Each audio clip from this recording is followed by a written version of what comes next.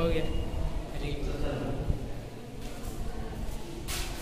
Lesson number 5 पढ़ना है हम लोगों को, और लेसन नंबर 5 में बात करेंगे कौन सा है, समित संख्या और द्विघात समीकरण। लेसन नंबर 5 क्या है, समित संख्या और द्विघात समीकरण। सबसे पहले समित संख्याएं क्या होती हैं, इसके पहले इसके बारे में बात करेंगे। ध्यान दीजिएगा, किसी भी संख्या का विकास किसी न किसी कारणवश होता है। या हम पढ़ते क्यों हैं, कोई भी टॉपिक होता है तो पढ़ते हैं, उसका कारण होता है कि क्यों ऐसे, मतलब कि किस कारण आया है। जैसे कि अगर हम -2 और -2 का गुणा कराएं तो क्या आएगा, +4 आएगा, और +2 और +2 का मल्टीप्लाई कराएंगे तो भी 4 आएगा। इसका मतलब यह है कि ध्यान दीजिएगा कि आप माइनस माइनस का मल्टीप्लाई कराएंगे तो भी प्लस आएगा, और प्लस प्लस का मल्टीप्लाई कराएंगे तो भी प्लस आएगा। इसका मतलब यह है कि किसी भी संख्या का रूट अगर ज्ञात करें तो क्या हो सकता है, +-2, मतलब कि वह माइनस माइनस का गुणा कराने पर भी 4 आ सकता है, और प्लस प्लस गुणा कराने पर भी 4 आ सकता है। इसका मतलब हर चीज है, ध्यान दीजिए, -2 एक क्वेश्चन हमारे सामने आया, तो क्वेश्चन हमारे सामने आया तो दिमाग में एक बात बन रहा है कि माइनस संख्या का भी वर्ग कर रहे हैं तो क्या रहा है, प्लस, अब प्लस संख्या का वर्ग कर रहे हैं तो भी प्लस। अतः जो संख्या वर्ग हमको प्राप्त हुई है, वर्ग प्राप्त हुई है, वो किस में आ रहा है, माइनस में आ रहा है। और यह चलिए या इसके विरुद्ध है या गलत है, क्या है, ऐसा हो सकता है। क्योंकि आप खुद सोचिए एक तरह से, कोई संख्या की संख्या का वर्ग करने पर माइनस आ सकता है क्या, कभी माइनस नहीं आएगा। किसी भी माइनस संख्या का वर्ग करें चाहे प्लस संख्या का वर्ग करें, हमेशा प्लस में ही आएगा। अतः जो माइनस का जो वर्ग आया है वो वर्ग नहीं हो सकता। अब मेरी बात सुनिए, कहां से आया, तो आया यहाँ से द्विघात समीकरण, x² - x² + 4 = 0, राइट। जैसे हम इसको इधर भेजेंगे, x² बराबर -4, समझ में आ रहा है, और x बराबर क्या आ जाएगा, रूट में -4। एक चीज बताएं, अगर हम इसको बनाना चाहें इस तरह से, क्या किस तरह से बनाएंगे, x बराबर √में -4, इससे बन क्या है हमारा, राइट। अगर हम इसको देखें तो -1 × 4 लिख सकते हैं इसको, राइट, कोई दिक्कत तो नहीं है ना। और 4 क्या लिख सकते हैं, 2 रूट बाहर निकाल सकते हैं, 2 रूट -1। यही गलती आ रहा है थोड़ा सा कि यह जो माइनस का नंबर है ना, यही डिस्टर्ब कर रहा है। इसका मतलब क्या है कि हमको द्विघात समीकरण सॉल्व करते समय एक चीज हमको ध्यान दिमाग में बना, क्या, अगर हम इसको बनाना चाहें इस तरह से, देखिए इस तरह से, अगर कोई संख्या है इस तरह से, x² - 4 बराबर 0, x इक्वल क्या हो जाएगा, 4, x रूट में 4 आ गया, इसका आंसर कितना है, 2। क्या साइंस में कोई दिक्कत नहीं है, लेकिन दिक्कत किसके लिए कर रहा है, x² - 1 = 0, इधर भेजेंगे माइनस प्लस लेते हैं, x² बराबर -8, x बराबर रूट में -1। अब ध्यान दीजिएगा, रूट में वही नंबर हो सकता है ट्रू कि जो पूर्ण वर्ग हो और प्लस में हो। देखिए प्लस हो सकता है, दिया ही नहीं है प्लस में, इसका मतलब कि जो रूट में नंबर आना चाहिए वो प्लस में आना चाहिए। समझ में आ रहा है, इसका एक काट निकला हमारे पास, और काट निकला ये से एक नंबर का विकास हुआ, जिस नंबर को हम जानते हैं समित संख्या। चलिए बात करते हैं एक क्वेश्चन पर, अब देखिए किस क्वेश्चन में बात करेंगे, ठीक। चलिए समित संख्या का विकास कैसे हुआ उसके बारे में बात कर रहे हैं। बातें समझ में आना चाहिए बस कि इसका मतलब क्या बन रहा है कि किसी भी संख्या का वर्ग नेगेटिव नहीं होता, माइनस का भी वर्ग करेंगे तो प्लस होगा, और प्लस का वर्ग करेंगे तो भी प्लस होगा। तो एक बात बताइए, किसी माइनस संख्या का वर्गमूल हम ज्ञात कर सकते हैं, क्या संभव, ऐसा कभी नहीं है। किसी माइनस संख्या का वर्गमूल ज्ञात कर सकते हैं, -4 का वर्गमूल ज्ञात हो सकता है, इसलिए नहीं ज्ञात हो सकता क्योंकि माइनस माइनस का स्क्वायर करेंगे तो भी +4 आएगा, और प्लस प्लस करेंगे तो भी +4 आएगा। अतः यह किसी संख्या का वर्ग नहीं है, राइट।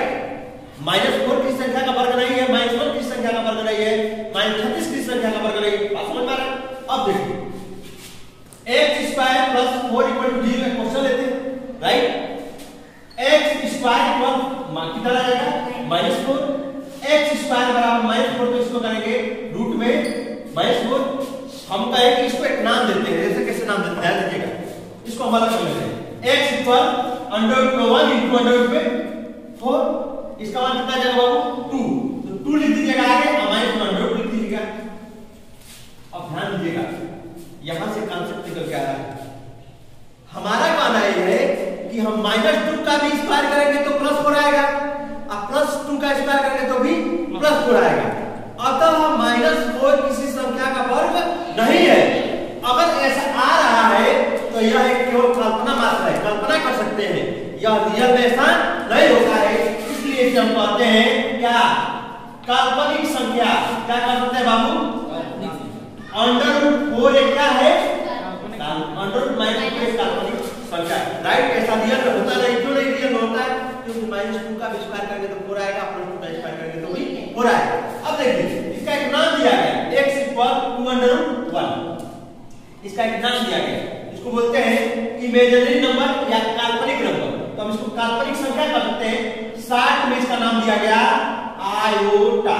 क्या नाम दिया गया, आयोटा। तो देख लीजिएगा आयोटा नाम इसका दिया गया है, ठीक है, इसका नाम आयोटा।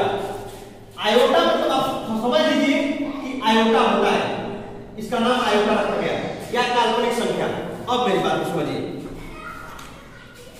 समझ पा रहे हैं, इसको क्या कहते हैं, जो रूट में इस संख्या का वर्ग पूर्ण रूप से ना हो उसे क्या कहेंगे, काल्पनिक संख्या या आयोटा नाम देंगे, राइट। अब चलिए कुछ और बात करते हैं इसी पर, ध्यान दीजिए बाबू। अगर हम कहते हैं x² + 4 = 0, x बराबर क्या है, अब ये तभी कितना -√, तो हमें x बराबर √1 × 2, मतलब 2 को हमने क्या जाता है 8, इसको हम √1 जो होगा, √1 का नाम देंगे हम स्मॉल i का मतलब आयोटा, राइट। अब इसको लिख सकते हैं x बराबर 2i। अब मेरी बात समझिए, x इक्वल क्या होगा 2i, राइट। 2 क्या है, वास्तविक संख्या है, और i क्या है, काल्पनिक संख्या है। अब एक बात बताइए, क्या इसके साथ हम 0 जोड़ सकते हैं, कोई दिक्कत, जोड़ सकते हैं। अब देखिए इसको लिखते हैं z = aib, z = a + ib। a है आपका वास्तविक संख्या और b है, a b क्या है, a b दोनों वास्तविक संख्या है, i काल्पनिक। एक ऐसी संख्या, मेरी बात सुनिएगा, एक ऐसी संख्या जिसमें काल्पनिक संख्या के साथ साथ वास्तविक संख्याएं भी हो, उसे हम क्या कहते हैं, समिश्र संख्या कहते हैं। एक बात बताओ बाबू, क्या 0 को हम तो समिश्र संख्या किसे कहते हैं, समिश्र संख्या किसे कहते हैं, समिश्र संख्या का मतलब क्या होता है, वास्तविक प्लस काल्पनिक संख्या होना चाहिए, समझ में आ रहा है। अब मेरी बात समझिए, जिस तरह से हम बहुपद को सोचते थे किसी भी संख्या को बहुपद बना सकते हैं, तो देखिए समझ में आ रहा है। एक समिश्र संख्या क्या हो सकता है, उसमें वास्तविक संख्या भी हो सकती है और काल्पनिक संख्या भी हो सकती है। अब मेरी बात समझिएगा थोड़ा सा, और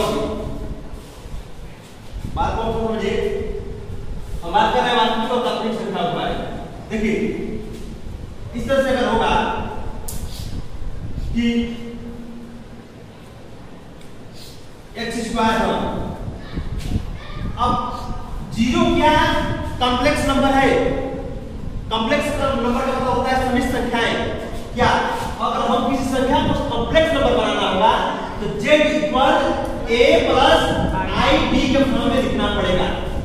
क्या 0 एक कॉम्प्लेक्स नंबर है, 0 एक कॉम्प्लेक्स नंबर है, 0 एक कॉम्प्लेक्स नंबर है, yes या नो।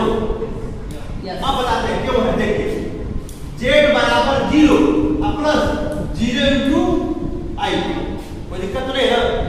अच्छा, एक एक कॉम्प्लेक्स नंबर है, 1 एक कॉम्प्लेक्स नंबर है, आप कहेंगे एकदम है, क्यों नहीं भाई, z = 1 + 0 × i, मतलब कि कॉम्प्लेक्स नंबर की खासियत यह है कि आप उसमें आयोटा दिखा दें, i दिखा दें और उसके साथ a और b दिखा दें। देखिए b का मान क्या हो जाएगा, 0, a का मान 1। अब बताइए तो आप लोग, अगर i में हमको i एक नंबर दिया हुआ है कॉम्प्लेक्स नंबर, उसमें a और b फाइंड करना है, तो क्या करेंगे, हमको मान लीजिए दे दिया i, वाला एक कॉम्प्लेक्स नंबर के रूप में इसको दिखाइए और a और b का मान ज्ञात कीजिए। आप क्या करेंगे? z equal 0 plus i, i के साथ किस संख्या से गुणा होता है? किससे? 1 से। तो z equal 0 plus 1 into i क्या हो सकता है? 1 इंटू i। समझ में आ रहा है? a इक्वल क्या होगा बाबू? 0, अब b इक्वल क्या हो जाएगा बाबू? 1। कोई दिक्कत तो नहीं है ना? समझ में आ रहा है? a और b के रूप में दिखाना है।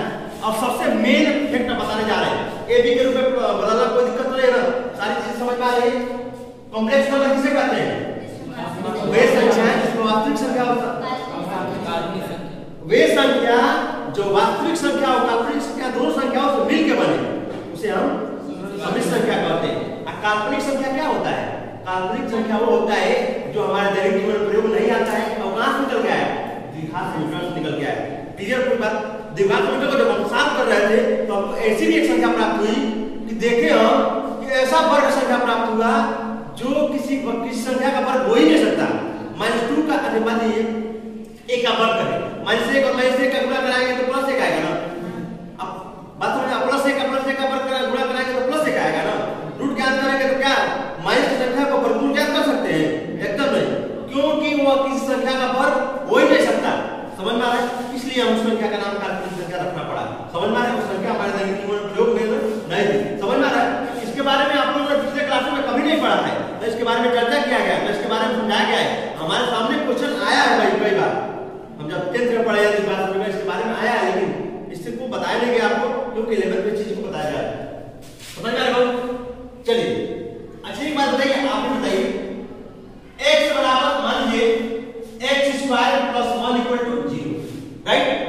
x बराबर डायरेक्ट लिखना है माइनस, राइट? एक बात बताइए, अगर हम मान लेते हैं i इंटू i, इसको 100 माइनस 1 का मान क्या माना?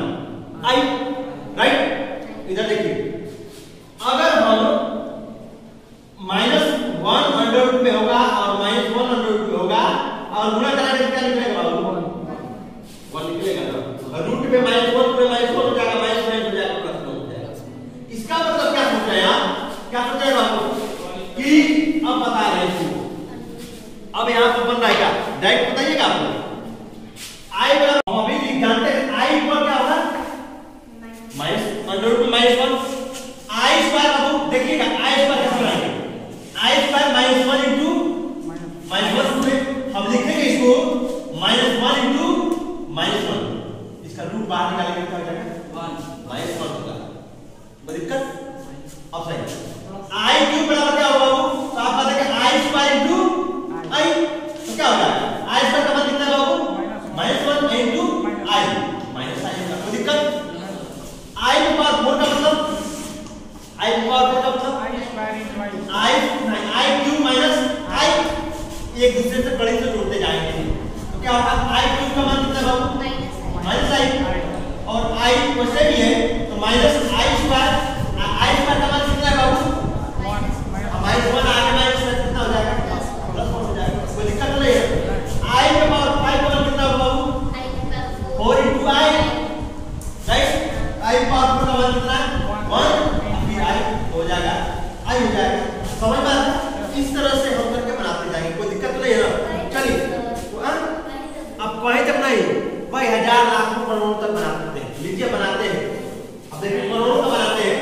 i पर 100, तो कहीं वैसे i पर 100, i पर 2/50 लिख दीजिए, नहीं हो जाएगा? i पर 2 का मान कितना है? -1 और 50, तो हम कहेंगे 50 कम संख्या है, कोई दिक्कत नहीं है ना। सब इसी जुड़ते हुए बनेगा। अब देखिए हम कह रहे हैं i पर 101 का बनाइए, अरे वाह, i पर 100 कर दीजिए, अब गुणे i कर दीजिए, दिक्कत क्या है? तो i पर 2/50 गुणे i पर 2 का मतलब -1 पर 50 गुणे i, इसका मान 1 हो जाएगा, और 1 गुणे i मतलब i। कोई दिक्कत तो नहीं है ना। सम और विषम के लिए आराम से बना सकते हैं, ये आप किताब में दिया हुआ है, ठीक है? अगला कॉन्सेप्ट a और b के रूप में